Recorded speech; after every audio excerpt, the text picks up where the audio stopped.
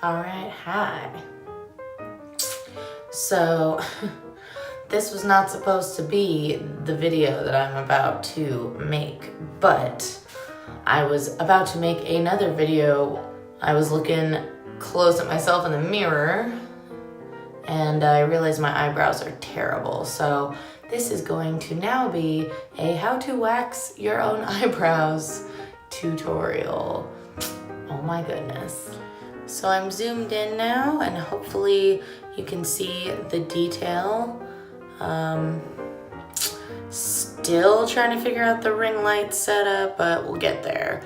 This tripod's cool, but the ring light's a little bit too high, so it still casts some shadows. So I hope it's not too intense. I'm just moving my head around to kind of see what I can see. So very first things first, you always want to have a headband so that you can get all the little baby hairs out of the way. Second thing, get rid of the eyebrow piercing because I want to wax over the hole and I don't want to pull on the jewelry itself. Yes, I have a little bit of dry skin and I have this secondary dot because I had this zit.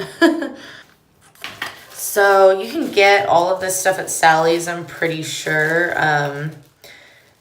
If not this brand, then some other brand. They have waxing stuff there. So I use the GiGi. I like the, I like the normal cloth strips.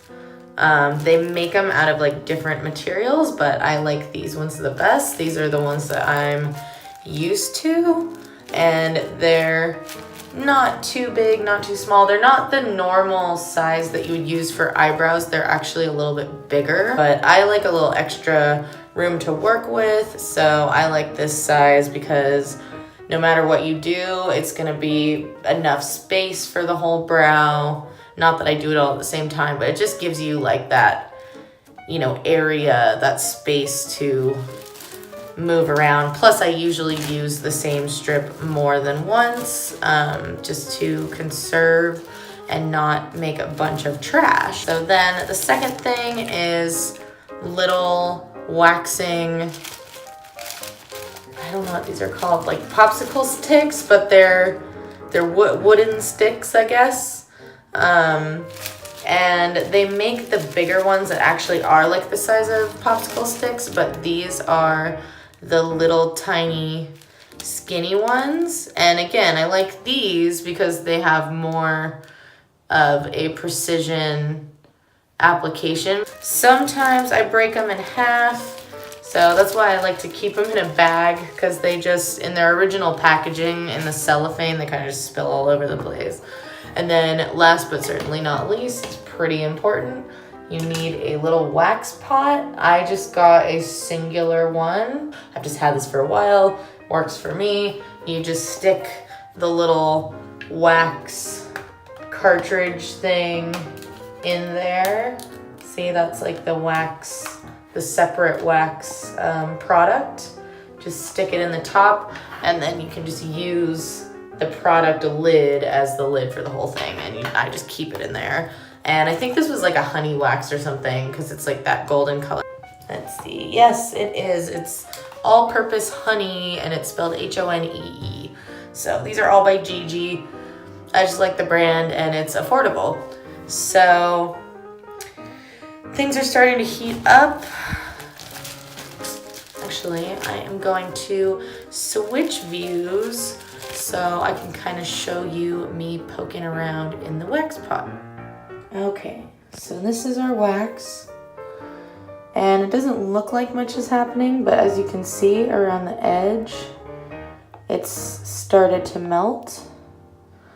And honestly, I don't usually take it much farther past this before turning it off, but this thing stays really, really hot. It's just like a metal on metal, and I don't think it really regulates, so usually at this point, I just kind of turn it off because it's already really hot. And then when you go to grab your wax, I'm not right-handed, so let me switch hands real quick. What am I doing? Clumsy. So when you go to grab your wax, I just kind of go around the outer edge and maybe like you can kind of feel where it's a little bit stickier and less melted. And I kind of just go in and I'll drag some off on the side and then I'll pick it back up again so that you have a bit neater of a situation. Because if you put too much on there and just let it run off, it's gonna start to drip all over the place because it is pretty liquidy. So you kind of have to act a little bit fast, but if you can control the amount that's on your stick, it's not gonna be too problematic. And then also another trick with the stick is you can keep moving it around in a circle, and that will also kind of keep it in place. But I try to avoid that because it's still a little bit just not as convenient as just making sure you have a good amount. Also, this way outer edge wax, like see how it's just dripping right off? It's not really sticking. That's way too liquidy. So that's why sometimes I pull up on the sides of the wax so that I can get some of the stickier stuff. And really, the melted wax as well will start to get to the middle, and then you end up with a more even consistency as well. So if you want to wait that out and kind of just let it sit, you can do that too, but I'm pretty impatient, so I kind of just look for those in between, not too melty and not too solid spots. Because again, this is not very regulated. So it goes from the edges in and then it just stays hot. So you just kind of have to work with it. All right, so now for the fun part, actually getting down to it. So I usually like to start with the middle because it's pretty foolproof. You don't have to worry about any shaping or any extra hairs like that you don't want to get. It's like, it's the middle. It's pretty easy to see where you need to go. I have my little bit of wax and we're just gonna go up. So when you're painting the wax on, you want to go with the grain of the hair. That way it sticks everything down to the best it can be with the grain of the hair. Also, by the way, you should have clean and dry skin with no like oils or moisturizers on before waxing. So a lot of the time what I'll do is just use a makeup wipe and clean in that area because I'm lazy sometimes. Okay, so I think I got a good enough area at this point. I don't want to get too many of these extras and bring my eyebrow in farther, but I also don't want to miss them. You can tweeze later, but I always feel like it's cleaner when you can get as many of the brow hairs with the wax as possible. Okay, so you take your strip and I just lay it down from one side all the way at the end and kind of smooth it up. And if you notice, I'll show you again in a minute when I start doing the other parts. If you notice though, I left the wax like a 1/16 of an inch away from the hair that I, didn't want in there. And that's just for extra insurance because when you press it down like this, it kind of spreads out a little. So if you're not too great with the product placement, I'd say less is more at first and just try to get better with it and don't, because I've made that mistake a million times where I've caught too close to important parts of the eyebrow that I didn't want to wax and then I ended up taking way too much off or having like a really sticky brow that I had to like de-goo with like oil. So anyways, you can pull on your skin if you want to give it some tension, but it's pretty tight through here. So I usually just pull. It really isn't that bad. And here you can see we got some hairs. There's probably like a whole internet thing out there like satisfying like hair waxing. So with my eyebrows in particular, they're not very strong. meaning the hairs are pretty sparse. They're not very dense. So I don't even really do much along this perimeter line. Most of what I'm trying to get is the stuff underneath, if you can see those little guys. But the rest of this, since it's so sparse already and kind of has a decent shape, I tend to be more on the side of I can fill them in to make that line a little bit nicer and stuff, instead of just waxing it away until where I think it's gonna be solid. But then every time I've done that, they've ended up like pencil thin. So my eyebrows are just weird, and that's one of the reasons I do them myself, is it hasn't really been, every time I've had them done by somebody else, they just take way too much away, and I spend like, you know, at least a few weeks trying to grow everything back. Just trying to get those little babies underneath. Honestly, I'd rather see the wax going all the way down onto like partly of my eyelid than going too far up and landing on hairs that I don't want it to land on. The nice thing about wax too, staying in that pot, is that it's really pliable and it stays warm and like a good consistency for a while. So you don't have to, like if you kind of feel like you got too much on your stick or anything, you can just wipe it off and start again. Once it's on your face, it's a lot harder to get off without just using the strip to pull it off. And so again, I'm just easing my way up toward the actual shapely part of my eyebrow. You can grab tiny dots and add on, but you don't want to go too close at first. Again, because of the squishing. We have a good little perimeter around, oh, my eyelid's sticking together. We have a good little perimeter between the nasty hairs and the good hairs. So again, just laying that down, and I just go with the growth. And I'm using that same wax strip I just folded over that side that we already used. And see, there's so much left, which means I'm doing like less waste, I'm picking up less new things. And you just pull the opposite direction.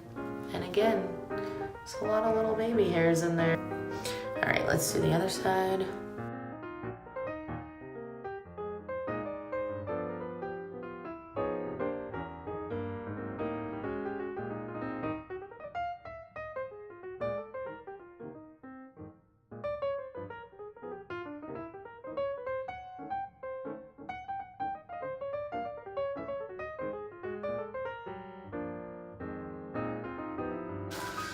Just gonna kind of continue this. I'm gonna go on the top half, just up through there.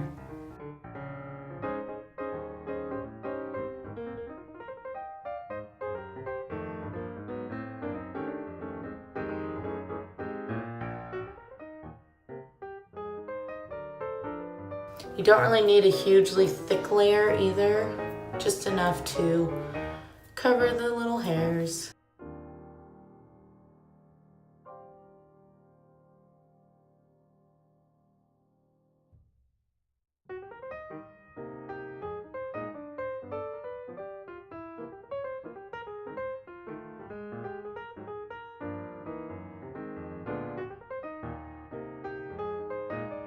I got one more thing to show you before I am done. All right, I'm back now. Definitely a tiny bit less hairy than I was before. The last step I want to do, well, before aftercare, is I want to trim them a little bit. And so I've just been using a spoolie off of an eyebrow pencil because I can't find any of my real eyebrow spoolies. So this is the one that has to suffice. But if you can tell, which you probably can, there are some little long ones here and there. And then in the front, they get kind of long. And so for makeup purposes mostly, I trimmed them down a little bit. around the edges just so that they're a little easier to work with. So I have a tiny pair of scissors, and it came in like a tweezing kit, but I think you could probably also use like nail scissors or just a really like small, like cute little pair of scissors.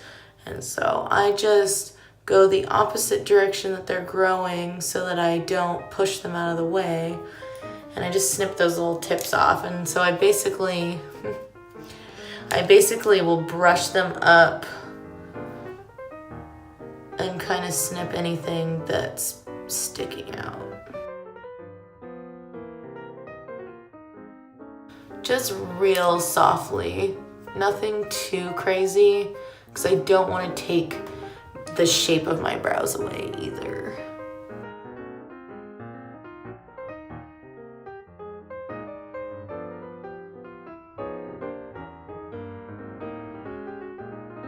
Another way to check my work is I just brush them down. I had someone show me this a long time ago. It was some esthetician woman, and this was how she did it. And she actually would get the spoolie wet and wet down the brows before trimming them, but because they'll stick better, as you can see, that one popped right back up once I pushed the skin in a little. She said though that what you want is to kind of pull them down and then trim them all so they're like kind of the same length when they come down. So any of the really long ones are just what you're looking for. You're not looking for them all to be really short. You just want the extra long ones to go down a little bit. See, that looks much nicer.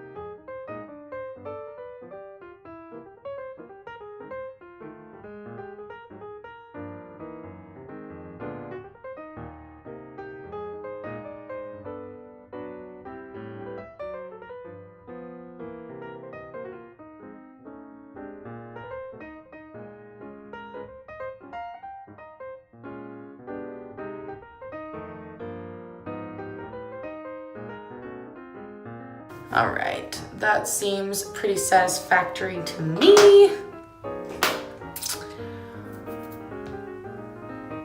Just inspecting for anything that I do need to tweeze. Sometimes there's a couple here that I miss because I don't want to get too up into this tail area.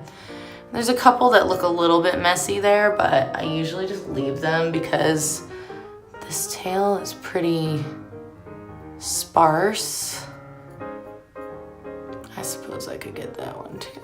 This is kind of the finished product. As far as waxing goes, I'm gonna do a teeny bit of aftercare. 1 sec. All right, last steps. So all you really need for aftercare is some kind of oil. They also make products that, like, I think my original wax might have come in a kit where it gives you a oil-based product to get the wax off and soothe, and then they had this kind of like aloe vera gel stuff that you could put on after that to kind of cool the skin and reduce the redness. Most of the time I just do oil, and then I'll do like a moisturizer. And sometimes I bring the oil down to here, and I'll kind of make sure that like my whole eye area is touched by a little bit of that oil, so that if there is any excess like little wax on there, it'll kind of wear away. You don't need a ton. Today I'm just using this, I think it's pronounced Sonage or Soignage, Vitality Nourishing Facial Oil. It's not just great for the eyebrow thing, it's also great for an actual face oil. I've been really enjoying it. So it's by Sonage. All right, and I think we are finally to the finish line. I'm gonna go put a face on and finish out my day. Hopefully this was informative or at least interesting to ya. If you want to see more weird, in-depth grooming tutorials, I'm sure I can find some things for you. I do hair professionally and also went to school for full cosmetology, so that includes nails, skin, and hair. So I am here to give answers to the best of my ability. I've thought of some kind of fun, things to try or to kind of copy, like YouTube trend-wise, stuff like that. So stay tuned. Thanks for watching. So cute. Okay, see you later. I gotta put my eyebrow back in.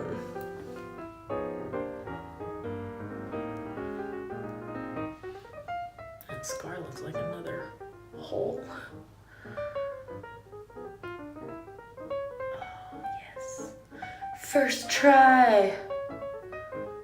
That almost never happens. Okay, now the look is complete. Okay.